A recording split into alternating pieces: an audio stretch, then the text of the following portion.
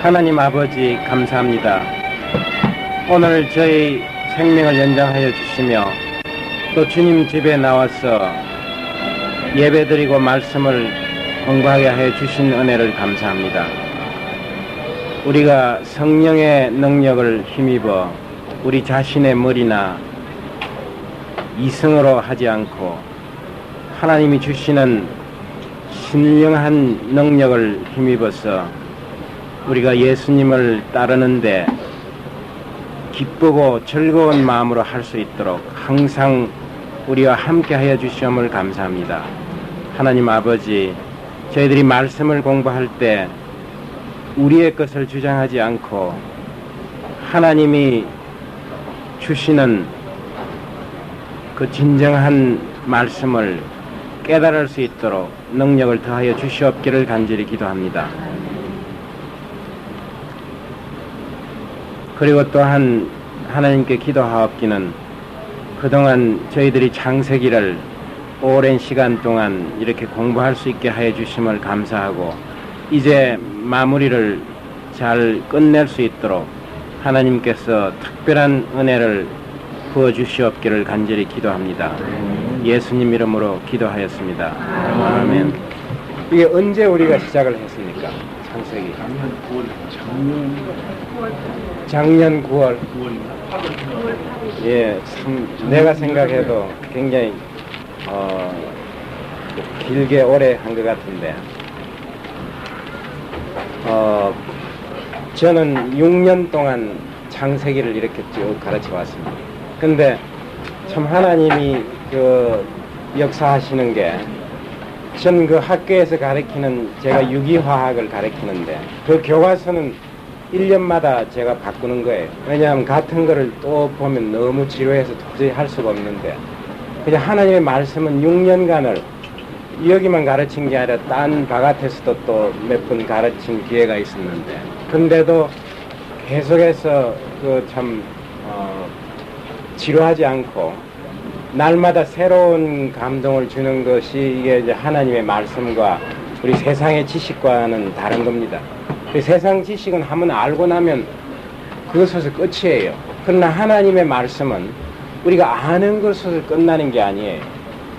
정말 그 하나님의 말씀을 대할 때마다 우리가 생명을 얻는 겁니다. 우리는 음식을 먹어야 육신이 사는 것처럼 하나님의 말씀을 우리가 늘상 먹고 그걸 이제 소화해야만 우리의 영혼이 사는 거예요.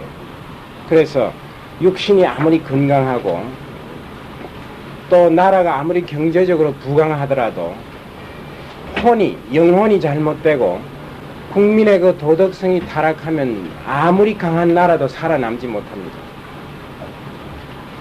로마가 뭐 총이 없어서 망한 게 아니에요. 돈이 없어서 망한 게 아니에요. 그 강대한 로마가 도덕적인 부패로 망했죠. 소련이 뭐 수소탄이 없어서 저렇게 항복한 겁니까? 탱크하고 다 그냥 있지만은 저렇게 무너진 것은 하나님이 없다고 생각하고 우리 인간의 힘으로 오로지 모든 천국을 건설하겠다는, 물론 우리도 어느 정도 마찬가지예요. 우리 힘으로 하겠다는 게 있지만 그러나 소련은 국가적으로 그걸 결정한 거예요. 하나님이 없다 이겁니다. 우리 인간이 잘해서 이상적인 사회를 만들어보자 이렇게 결심하고 시작한 사람들이에요. 그러나 얼마나 많은 사람을 죽였어요. 무수한 사람을 죽이고 동족을 시베리아로 보내고 그 끝에 총 한 방 안 쏘고 그냥 무너진 거예요. 우리가 이걸 볼 때 여러분들이 그 여리고 성이 무너졌다 하는 걸 성경에서 읽을 때 어떻게 생각했습니까? 그건 거짓말이다. 뭔가 있었겠지 이런 생각이 들죠. 후세 사람들이 소련이 갑자기 어느 날 다 항복하고 무너졌다 이러면 사람들이 믿지 않을 거예요 아마. 우리는 지금 그 과정을 보니까 알지만은 하나님의 역사가 이런 겁니다. 그래서 우리가 항상 이 성경 말씀을 공부하면서 옛날에는 이런 일이 일어났지만 요즘은 일어나지 않는다. 이제 하나님이 역사를 안 하신다 이런 생각을 하시지 말고 항상 하나님과 인간과는 이게 서로 오픈 채널이 있습니다. 항상 커뮤니케이션을 하고 하나님 역사를 하고 우리가 하나님께 요구하고 기도하고 답하고 이런 뮤추얼 커뮤니케이션을 하니까 그게 바로 우리 믿는 사람의 힘이에요. 만약 그런 능력이 없으면 우리가 뭐 하려고 믿습니까? 성경 한번 읽고 아 성경이 이렇구나 하고 알면 그것으로서 끝인데 왜 계속 이걸 매달리는가 하면은 역사하고 살아서 움직이는 하나님의 능력을 우리가 입기를 원하는 거예요. 제가 이제 하나 고백을 할 게 있는데 저는 이 말씀을 참 가르치는 은사를 하나님이 좀 주신 것 같아요. 왜냐하면 제가 잘 가르쳐서 그런 게 아니라 아무리 가르쳐도 실적 내지 않게 하는 그거가 하나님이 주신 은사인 것 같아요. 그러나 제가 아직도 이 사람을 참 예수를 믿게 하고 그런 능력을 내가 가졌다고 정말 생각을 할 수가 없습니다. 그래서 내가 이 성경을 가르치는 것뿐만 아니라 성경을 배우는 동안에 하나님을 만나지 않은 사람들이 하나님을 만나고 하는 그런 능력을 좀 더해 주었으면 하는 이게 제 기도예요. 그러니까 여러분들이 제가 생각날 때마다 저한테 그런 은사를 좀 주시기를 좀 기도해 주시고 또 한 가지 제 소원은 저는 그 창세기 1장 1절 태초에 하나님이 천지를 창조하시니라 이 말씀 때문에 이제 내가 예수님을 만나게 됐기 때문에 나는 이 말씀을 평생 묵상하고 또 그 말씀을 이제 사람들에게 가르치고 증거하는 그게 내 소명이라고 이렇게 차츰 그런 생각이 듭니다. 그래서 최근에는 이제 내가 이제 소련이나 이런 공산권에 가가지고 그 사람네들은 완전히 교육이 하나님이 없다는 교육을 어렸을 때부터 받았기 때문에 하나님이 어떤 분인가 이거를 설명하는데 엄청나게 어렵습니다. 얼마 전에 저희 집에 중국에서 온 그 연변에 사는 한국 교포인데 그분이 그 상당한 높은 관리였다고 그럽니다. 그분이 이제 우리 집에 한 달 이상 같이 있으면서 제가 이제 전도를 그분한테 하는데 아주 교육도 많이 받아서 영어도 잘 알고 그런데 이 하나님이 있다는 사실에 대해서 설명을 아무리 해도 마지막에 가서는 하나님은 누가 만들었냐 자꾸 이렇게 묻는 그러니까 굉장히 어려워요. 그 사람들은 누가 뭐를 만들어야 있는 거지 스스로 존재한다는 개념이 없습니다. 그래서 여러 번 설명하고 또 물으면 마지막에 그런 질문을 하고 그런 어려움이 있는 것을 제가 알았어요. 그래서 기회가 되면 저는 이 공산권 세계에 가가지고 그 하나님이 살아 계시고 역사하신다는 사실을 가르치려고 합니다. 그래서 또 우리 인생에 무슨 일을 이렇게 한 거가 하나님이 뜻이 계신다는 걸 제가 창세기를 가르치고부터는 자꾸 생각을 해봅니다. 제가 대학에 다닐 때 러시아 말을 공부를 좀 해놨어요. 그때는 무슨 뜻으로 내가 공부했는지도 모릅니다. 그리고 제가 그 고등학교 때부터 러시아 방송을 좀 들었어요. 하나도 모르는데 그 라디오 모스코 단파 방송이 잘 들려요. 영어로도 하고 소련말로도 하는데 한마디도 못 알아들으면서 몇 년을 들은 거예요.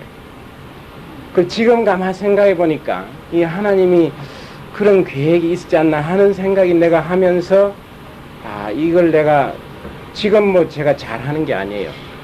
기초가 조금 되어 있기 때문에 그걸 믿기로 해가지고 하나님이 나로 하여금 그런 일을 하시게 하려는 게 아닌가 이런 생각이 갑자기 떠올란 겁니다.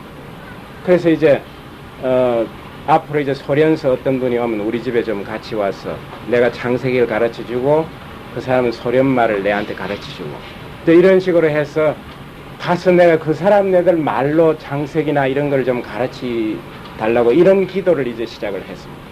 그래서 여러분들이 우리가 요셉의 생애를 보아서도 알겠지만은 요셉이 굉장히 불행한 일을 당했는데 그 중에 하나만 빠졌더라도 요셉이 총리가 될 수 없습니다.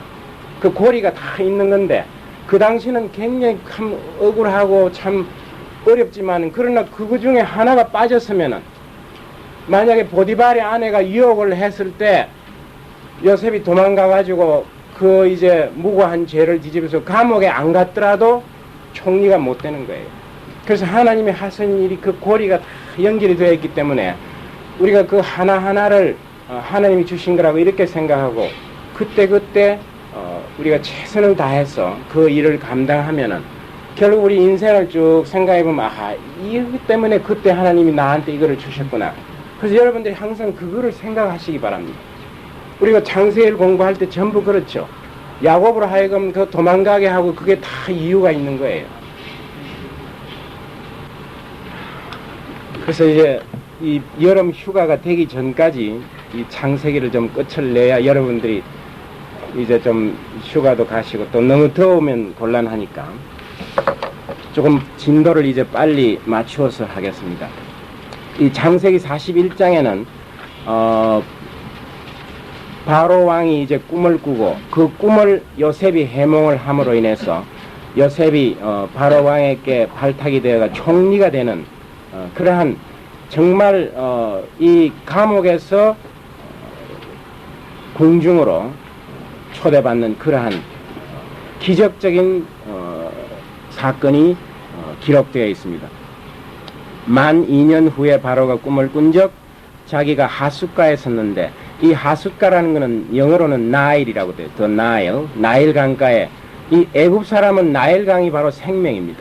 태양과 나일 강만 있으면 아무것도 걱정할 게 없습니다. 모든 것이 그 두 곳에서 나오기 때문에 그래서 이 사람들은 이 나일 강과 태양신을 숭배하는 그런 사람들입니다. 보니 아름답고 살찐 7 암소가 하수에서 올라와 갈밭에서 뜯어먹고 그 뒤에 또 흉악하고 파리한 다른 7 암소가 하수에서 올라와 그 소와 함께 하숫가에 섰더니 그 흉악하고 파리한 소가 그 아름답고 살찐 7 소를 먹은지라.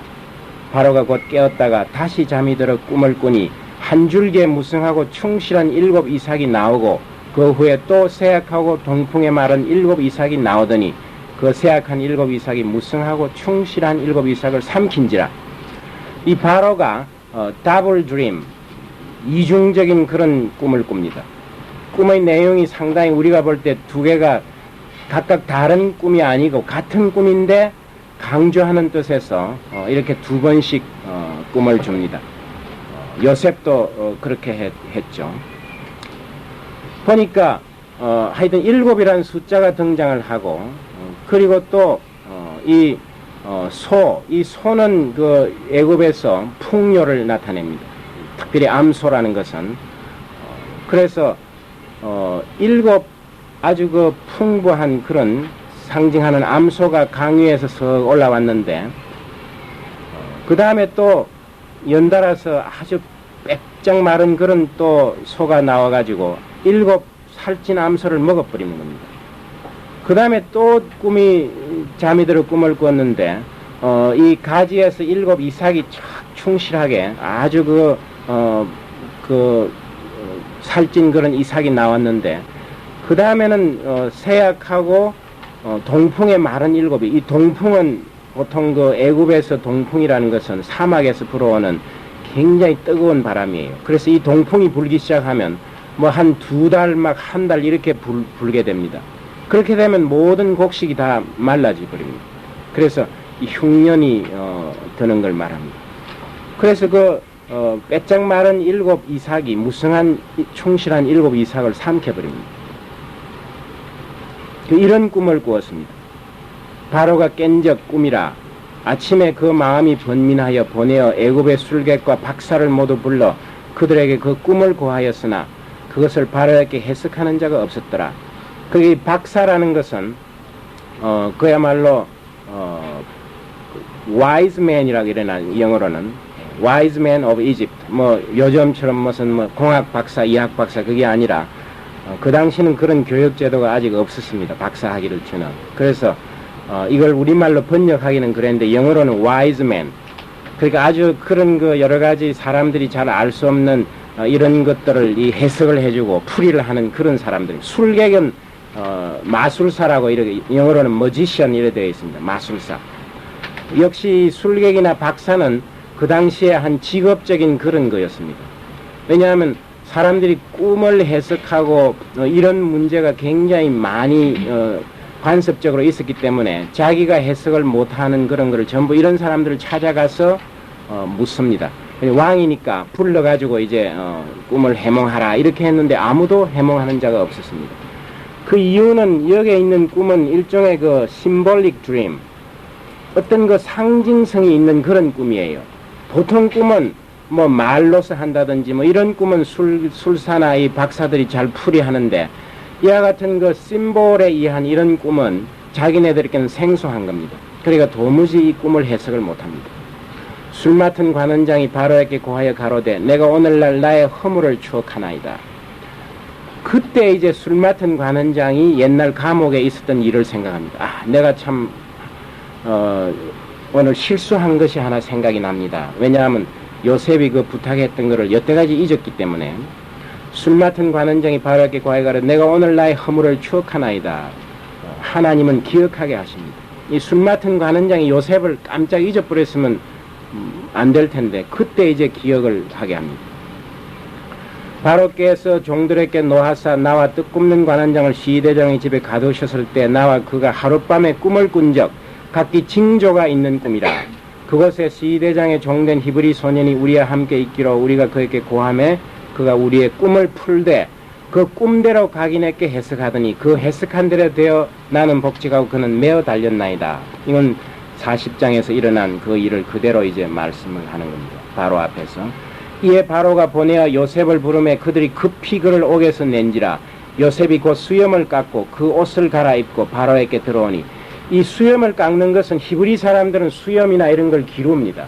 이 몸에 있는 틀에 대해서 아주 독실한 히브리 요즘 그러니까 무슨 교죠 그게? 유대교를 믿는 사람들은 이 수염이 막 이까지 내려옵니다. 그러고 머리도 안 깎습니다. 그게 저절로 닳아서 없어질 때까지.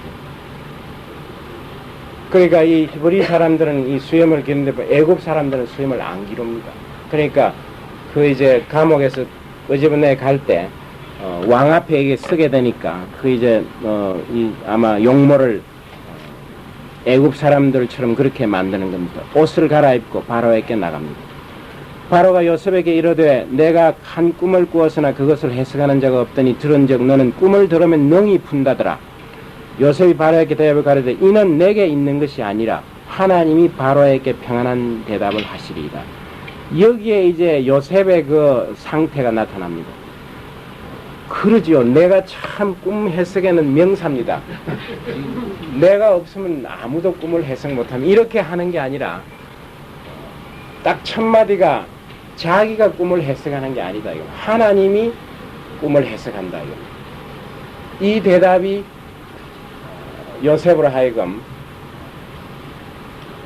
이 국무총리로 만드는 그러한 그 위대한 믿음을 가진 그런 그 요셉의 상태를 알 수가 있습니다. 정말 감옥에서 그 의리의리한 궁중으로 끌려가가지고 바로 앞에 턱 섰을 때 보통 사람이면 말도 못할 거예요. 대단한 그런 신분이에요. 그래서 하나님을 믿는 이런 사람은 사실 세상 사람들한테 두려워할 수 없어요. 왕일지라도 이 창세기 41장은 그 권세가 대단한 바로 왕도 하나님의 컨트롤 하에 있다 하는 것을 역시 나타냅니다. 그런 꿈을 주신 것도 하나님이고 또 꿈을 해석하는 능력을 주는 것도 하나님이라는 사실을 우리가 자칫 잘못하면 이방인 국가는 하나님의 관할 구역 밖이라고 생각하기가 쉬운데 그렇지 않습니다. 나중에 보면 출애굽할 때도 그 바로 왕에게 하나님이 여러 가지 말씀도 주시고 온갖 것을 다 역사하시죠. 그런 생각을 한 것.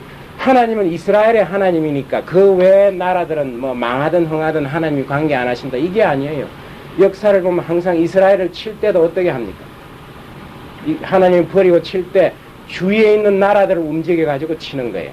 그러니까 이 모든 세상이 하나님의 지배하에 있다 하는 것을 성경이 분명히 말씀을 합니다. 바로가 요셉에게 이르되 내가 꿈에 하숫가에 서서 이거는 이제 그대로 반복한 겁니다. 그리고 이걸 읽을 필요가 없고 쭉 한번 이렇게 다시 그 꿈을 반복합니다. 그래서 25절에 가시면은 요셉이 바로에게 고하되 바로의 꿈은 하나이라. 그러니까 꿈을 두 가지로 이야기했지만 그건 하나입니다. 이겁니다. 하나님이 그 하실 일을 바로에게 보이심이니라. 그리고 이 꿈의 목적은 하나님이 앞으로 일어날 일을 미리 알려주신다 이겁니다. 우리가 여기에서 볼 때 이 하나님은 무작정 우리한테 그냥 날벼락을 내리시는 게 아니라 사인을 주는 거예요. 그래서 그 예민한 마음을 가진 사람은 하나님이 나에게 앞으로 뭘 주실까 이거를 알아야 하는 거예요. 이 바로 왕에게 지금 사인을 주시는 겁니다. 일곱 좋은 암소는 7회, 일곱 좋은 이삭도 7회니 그 꿈은 하나이라. 그 후에 올라온 파리하고 흉악한 7소는 7년이요 동풍에 말라 속이 빈 7 이삭도 7회 흉년이니. 이걸 보니까 우리가 해석이 가능하죠. 정말 그런 상징이 있는 겁니다. 내가 바로에게 고하기를 하나님이 그 하실 일로 바로에게 보이신다 함이 이것이라. 그러니까 내가 말씀드린 것처럼 이건 하나님이 바로 왕인 당신에게 앞으로 일어날 일을 미리 보이셨다 하는 게 바로 그 뜻입니다. 이겁니다. 사실 나라를 다스리는 데 있어서 그 당시에는 이 곡식이 잘 되고 못 되고 하는 이게 아주 결정적인 중요한 일입니다. 이런 그 중요한 일을 하나님이 먼저 알리십니다. 근데 하나님이 참 자비가 많으신 걸 흉년을 먼저 주고 풍년을 뒤에 주면 어떻게 되겠어요? 다 굶어 죽을 거예요. 풍년을 먼저 탁 준 다음에 그 다음에 이제 흉년을 주는 그런 하나님이에요. 만약에 하나님이 사람들을 좀 골탕을 먹이려면 어떻게 하겠어요? 7년간 흉년을 준 다음에 거의 다 죽은 다음에 이제 풍년을 이렇게 주신다면은 정말 우리가 어떻게 그걸 견디겠습니까? 하나님은 정말 우리를 자식들처럼 그렇게 사랑하는 분입니다.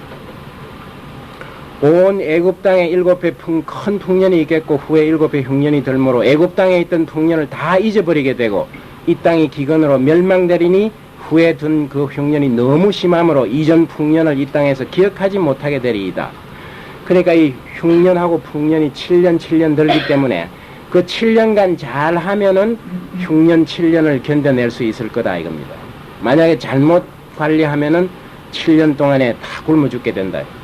바로께서 꿈을 2번 겹쳐 꾸신 것은 하나님이 이 일을 정하셨습니다. 하나님 마음이 이미 결심된 거다 이겁니다. 아무리 해도 이거는 바뀔 수 없는 거다. 그래서 2번 속히 행하시리. 그리고 또 하나님이 지체 없이 이 일을 행하실 거다 하는 그런 것도 충고를 해줍니다. 이제 바로께서는 명철하고 지혜 있는 사람을 택하여 애굽 땅을 치리하게 하시고 바로께서는 또 이같이 행하사 국중에 여러 관리를 두어 그 7회 풍년의 애굽 땅의 5분의 1을 거두되 그 관리로 장차 올 풍년의 모든 곡물을 거두고 그 곡물을 바로의 손에 돌려 양식을 위하여 각 성에 적치하게 하소서. 그리고 이 요셉은 예언자일 뿐만 아니라 아주 그 현명한 그런 그 정치 이 행정가입니다. 이 7년 동안에 어떻게 해야 할 것이고 이걸 이제 바로 왕에게 정책을 고해줍니다. 보통 그 11조라는 게 그 중동 지방에 있는 세금 제도입니다. 10분의 1을 거두는 거예요. 근데 여기는 5분의 1을 거두라고 했죠. 그 말은 보통보다 2배를 거두라 이겁니다. 그래가지고 그걸 가지고 이제 나머지 7년을 살 수 있도록 이렇게 지금 정책을 제시를 합니다. 그리고 곡식을 이리저리 옮기지 말고 그곳에다가 저장을 하라 이랬습니다. 왜냐하면 옮겨 놓으면 나중에 또 이걸 도로 가져가야 되고 그만한 여러 가지 손실이 있으니까 생산하는 자리에다가 창고를 지어가지고 거기다가 이렇게 적치를 하고 관리를 하도록 이렇게 현명한 충고를 줍니다. 이와 같이 그 곡물을 이 땅에 저장하여 애굽 땅에 임할 7회 흉년을 예비하시면 땅이 이 흉년을 인하여 멸망치 아니하리이다. 바로가 그 모든 신하가 이 일을 좋게 여긴지라. 바로가 그 신하들에게 이르되 이와 같이 하나님의 신이 감동한 사람을 우리가 어찌 얻을 수 있으리요. 그러니까 바로가 요셉을 가만히 보고 말하는 것뿐만 아니었으니까 요셉의 그 당당한 그런 그 태도, 정말 그 자기 앞에 와서 말도 제대로 못하고 막 기가 죽어 이럴 사람인데, 왜냐하면 노예 신분으로 감옥에 있는 죄수가 바로 앞에서 이런 말을 할 수 있다는 것은 대단한 거예요. 그래서 우리가 정신을 차려야 되는 거예요. 되게 사람들이 아주 가령 대통령이 불러가지고 뭘 하면 마음에 없는 소리도 할 수가 있습니다. 생각이 막 그냥 이 중요한 시기에 이렇게 똑똑한 이런 생각을 갖는다는 게 우리 하나님 믿는 사람의 특권입니다. 우리가 세상 사람을 우상화하거나 두려워하거나 이러면 이런 일을 못합니다. 다 이 하나님이 작용하는 하나님의 손 아래 있는 사람들임을, 그 왕도 사실 우리 인간들이 만든 그런 제도니까. 여기 하나님의 신이 감동했다 이랬는데 이건 꼭 뭐 성령이라고 우리가 이렇게 해석할 수는 없습니다. 우리가 말하는 성령이라기보다도 이 애굽 사람도 신들이 많았습니다. 태양신, 달신 이런 게 다 있었기 때문에 하여튼 그 하나님의 그 어떤 능력이 함께한 그런 사람이라 하는 것을 이제 고백을 합니다. 바로가 요셉에게 이르되 하나님이 이 모든 것을 내게 보였었으니 너와 같이 명철하고 지혜 있는 자가 없도다. 너는 내 집을 치리하라. 내 백성이 다 내 명을 복종하리니 나는 너보다 높음이 보좌뿐이니라. 그러니까 천하의 두 번째로 높은 사람이 되었습니다. 감옥에 있던 죄수가 바로인 자신의 그 왕위, 그거를 제외하고는 너보다 높은 사람이 없다 이겁니다. 예수님도 그렇죠. 하나님 제외하고 하나님 아버지 다음에는 그 다음에 이제 성자 예수님이에요. 그러니까 감옥에서 바로 이런 궁중에서 국무총리로 들리우는 그러한 하나님의 역사입니다. 그러니까 하나님은 우리에게 어려움과 이런 고난만 주시는 게 아니라 그걸 참고 견뎌내면은 이렇게 높이 세움을 주시는 거예요. 그게 하나님의 역사입니다. 그걸 중간에 우리가 견디지 못하고 또 하나님의 그 훈련을 저주라고 생각을 하고 하나님 부인하거나 이런 일을 하지 않고 끝까지 견디면은 이런 그 높이움을 받게 됩니다. 그래서 참 요셉의 일생을 보면은 요셉은 그야말로 이 봉사하는 사람, 무슨 처지에 있든지 간에 남에게 봉사한 그런 사람이었습니다. 보디발의 집에서도 그랬고 감옥에서도 그랬고 또 이제 국무총리가 돼가지고 요셉이 참 봉사합니다. 이 막 그 양식이 없는 사람들 찾아다가 이렇게 오면 나눠주고 하는 그러한 그 봉사하는 인생이 요셉의 전부였습니다. 한 번도 요셉이 권리를 주장하거나 이 남에게 뭘 요구한 그런 일이 없습니다. 여기에도 요셉이 내한테 그 책무를 맡기면 내가 참 묘한 방법으로 치리를 하겠습니다. 이렇게 한 게 아니라 솔직하게 이렇게 하는 게 좋겠다고 공개를 한 거예요. 자기 정책을 이렇게 공개한다는 게 좋은 겁니다. 누가 하든지 이렇게만 하면 될 거다 이렇게 하니까 하나님의 능력이 보이는 거예요. 그리고 우리가 이 하나님의 능력을 보인다는 게 어떨 때 보이냐면 하나님의 속성이 우리를 통해서 표현될 때 가령 막 누구를 하면 용서를 크게 해줘 버립니다.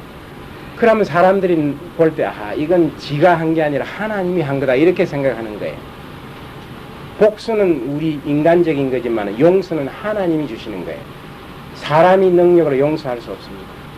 그래서 이 요셉이 이런 정말 그 꿈을 보통 자기네들 온갖 그 꿈 해석자가 할 수 없는 꿈을 해몽을 하고 그리고 거기에서 말하는 그 정책도 참 일리가 있는 정책이고 그 다음에 이제 요셉이 그 설명하는 태도가 이건 노예가 아니에요. 정말 이건 하나님의 아들로서의 당당함이 있는 거예요. 그러니까 국무총리감이다 이렇게 생각한 겁니다.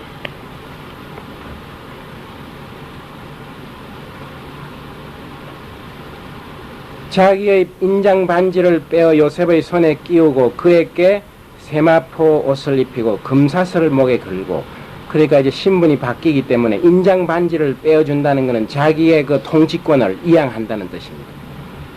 옥새를 이제 준다는 거예요. 그리고 이제 보통 애굽인들은 이 높은 사람들은 목에다가 금 이런 그 사슬을 이렇게 두릅니다. 그리고 옷도 이제 세마포는 굉장히 그 고급 왕이나 이런 높은 관리들이 입는 그런 옷으로 바꾸어줍니다. 정말 하나님의 변화는 놀라웠죠. 이게 차츰차츰 변하는 게 아니라 당장 그렇게 변합니다. 우리가 정말 거지였던데 하나님 자식이 되면 하루아침에 이렇게 됩니다. 그럼 좀 불편하기는 하겠죠. 처음에는 거지가 갑자기 궁중에 가가지고 막 시중 들고 남이 이렇게 하면 굉장히 불편할 거예요. 그래서 그 거지와 왕자 이야기겠죠. 거지가 왕자가 되는데 갑자기 이제 너무 신세가 사실 변소고 뭐 목욕하는 거 이런 거 다 귀찮을 거예요. 옛날 그 거지 생활이 편하니까. 그러니까 거지 굴로 자꾸 도망을 가는 거예요.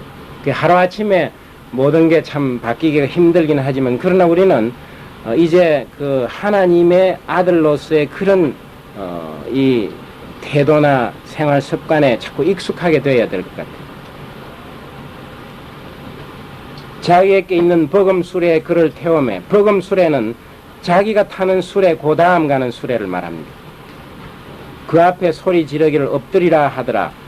바로가 그로 애굽 전국을 총리하게 하였더라. 그러니까 이제 길에 나가면 이 요셉이 탄 수레가 가면서 사람들이 전부 엎드리게 이렇게 하는 겁니다. 충성을 표시합니다.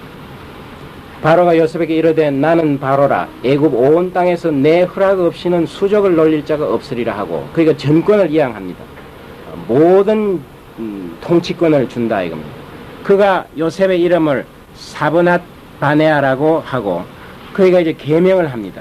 왜냐하면 애굽의 총리가 되려면 이제 국적을 애굽으로 바꾸어야 하는 거예요, 사실은. 그러니까 이제 이 요셉이 노예의 신분에 팔려왔지만은 이거 정식으로 이제 이민을 해가지고 애굽 시민이 되어야만 총리가 되는 겁니다. 그래서 이름을 사브낫 바네아라 이렇게 이름을 붙인, 이 사브낫 바네아라는 것은 여러 가지 뜻이 있습니다. 아주 그 풍성한 생명이란 그런 뜻도 있습니다. 그리고 또 한 가지는 세상을 구원하는 자라는 뜻도 있고, 그 다음에 또 한 가지는 비밀을 나타내는 사람, 하나님의 비밀을 깨우치게 하는 사람.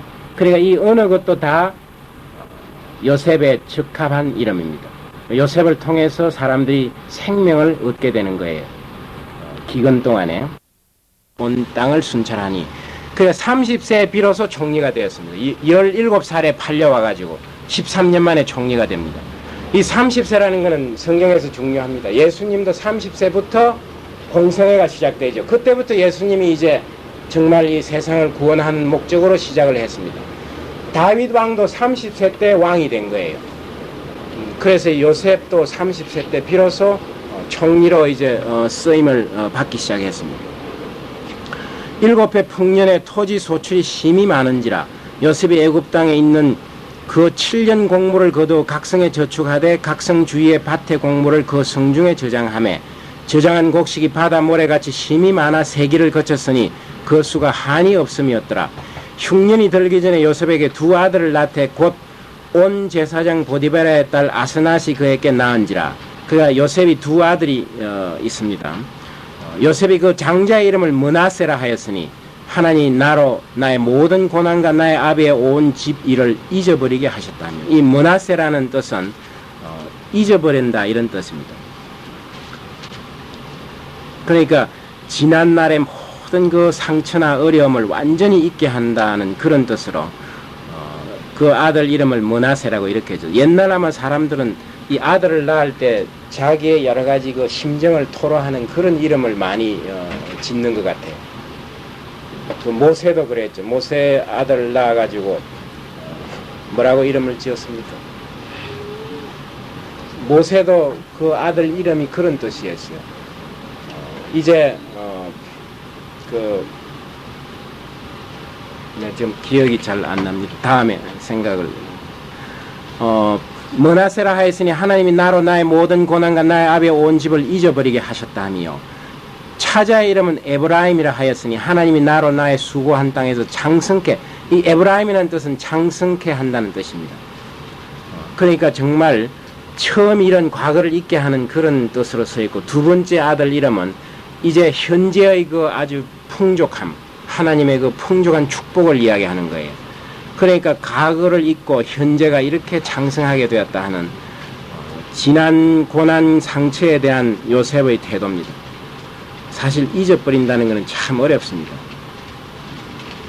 그래서 우리가 진정한 의미로 용서는 잊어버리는 거라고 그래요. To forgive is to forget 이런 말을 씁니다.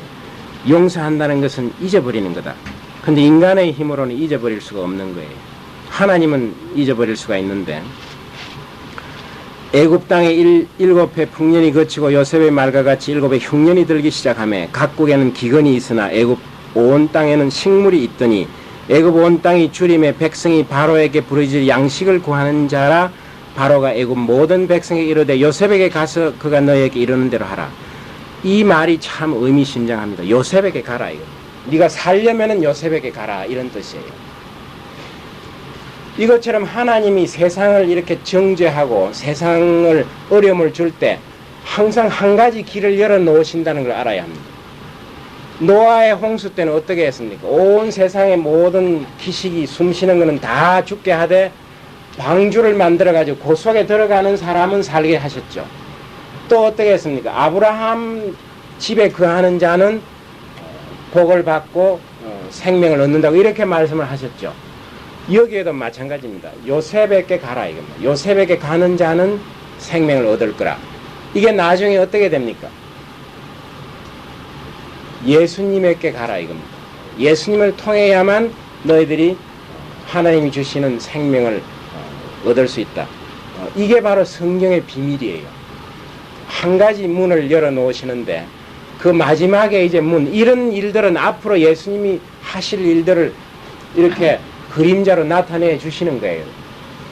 그래서 이런 역사를 가만히 보면 유대인들이 아하, 바로 예수님을 나타내려고 이런 우리의 역사를 만드시는 하나님을 이렇게 알았어야만 되는데 종교 지도자들이 순전히 자기의 사역, 왜냐하면 예수님이 등장하면 자기네들은 이제 숨어야 합니다.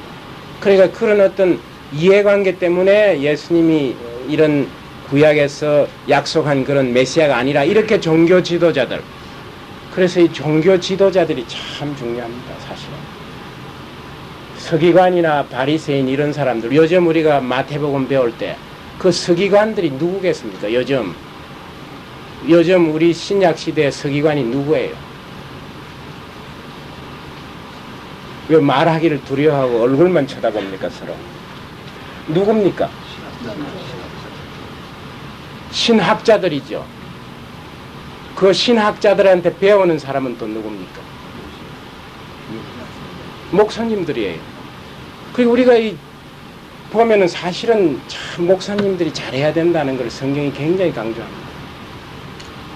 그 사람들이 신학을 잘못 해석하고 백성들을 잘못 인도했기 때문에 예수님이 그냥 가짜 메시아가 된 거예요. 성경을 보면 분명히 예수님이 그런 분이라는 걸 뭐 이사야서에도 해놓고 구체적으로 해놨는데도 왜 삐뚤어지게 해석을 했느냐 이겁니다. 제가 어제 김진홍 목사님을 만났는데 그 어떤 강연에 이렇게 자기는 신학대학 다니는 동안에 낙제를 또 해가지고 5년 했는데 성경을 한 번도 읽었지 않았다고 그래요. 성경 한 번도 안 읽고 신학대학을 졸업했습니다. 언제 그러면 성경을 읽었느냐? 감옥에 가가지고 6일 만에 성경을 한 번 읽었다고 그래요. 6일 동안에. 딱 창세기부터 계시록까지. 그렇게 읽고 나니까 이 성경 전체가 한눈에 들어오더라고 그래요. 뭐 조금 읽다가 말고 잊어버리고 이런 식으로 뭐 몇십 년을 해가지고 한 번도 성경을 못 읽었는데 하나님이 자기를 감옥에다가, 워낙 성경은 안 읽으니까 감옥에다가 집어넣어, 그것도 독방에다가, 왜냐하면 둘만 있으면 또 이야기하느라고 막 남 욕하고 하느라고 아마 성경에 관심, 딱 독방에다가 넣어놓고 책이라고는 성경밖에는 줄 수 없는 거예요. 독방에. 정치범이니까.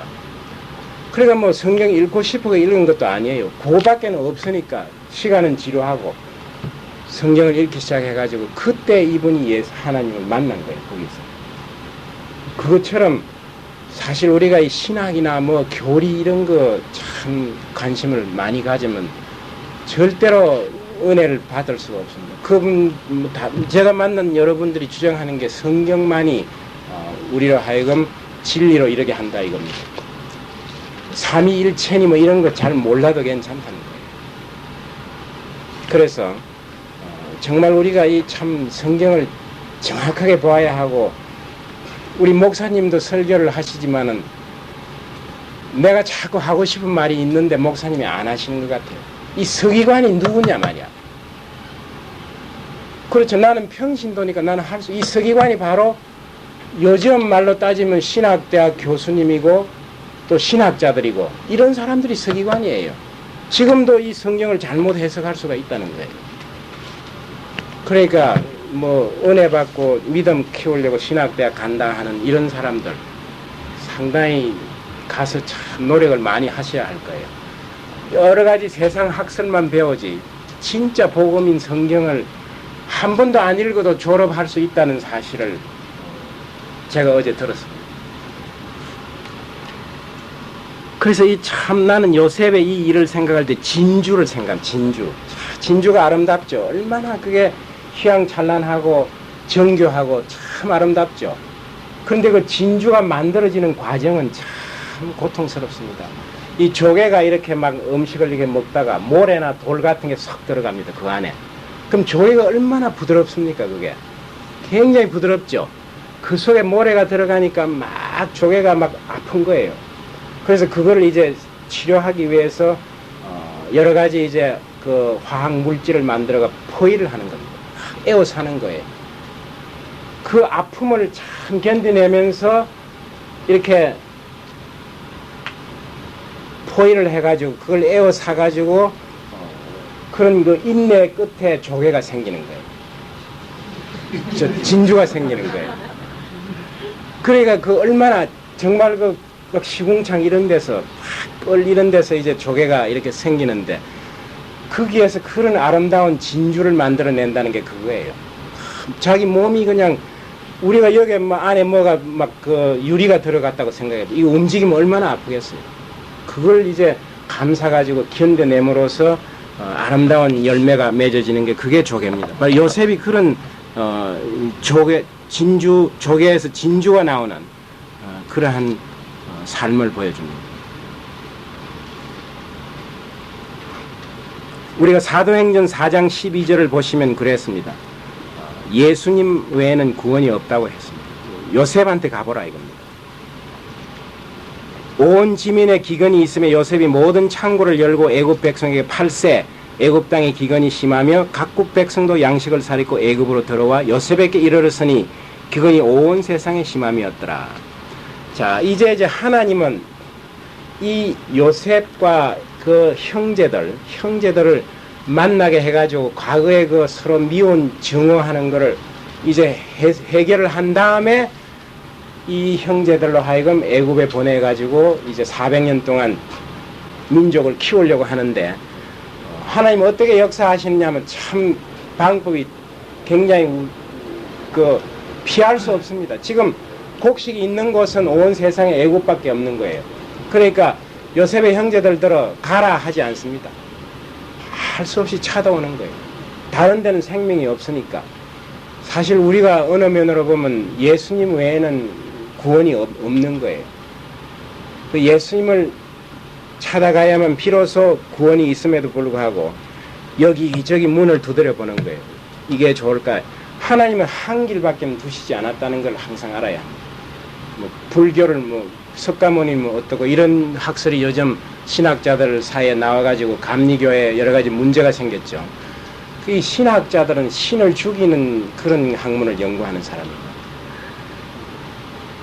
어떻게 하면 하나님의 능력을 다 부셔가지고 하나님이 없는 것처럼 만들까? 그러니까 완전히 세상 사람들의 생각에 맞는 그런 이제 신을 만드는 겁니다. 사실 뉴턴 이후에 우리가 이 과학을 공부해가지고 모든 현상들을 과학적으로 설명이 가능하니까 마치 설명 가능하다는 거하고 그걸 만드신 거하고 혼돈한 거예요. 우리가 자동차 메커니즘을 다 알고 어떻게 해서 자동차가 움직이는 거 설명할 수 있다고 해서 그 자동차가 저절로 만들어졌다고 이렇게 착각하면 안 되는 거예요. 설계해가지고 만든 거예요. 하나님이 이 모든 걸 만드셨는데 그걸 전부 생각하지 못하고 현상만 분석하고 설명하는 것으로서 우리가 이제 이 세상에 하나님이 없어도 된다. 그런 생각을 차츰 하게 된 거죠. 그래가지고 니체 같은 사람은 뭐라고 말했습니까? 하나님이 죽었다 이제 이렇게 말하는 거예요. 근데 그 니체도 자세히 읽어보면은 꼭 그런 거 저주하는 뜻만은 아니에요. 하나님이 왜 이렇게 역사하지 않는가?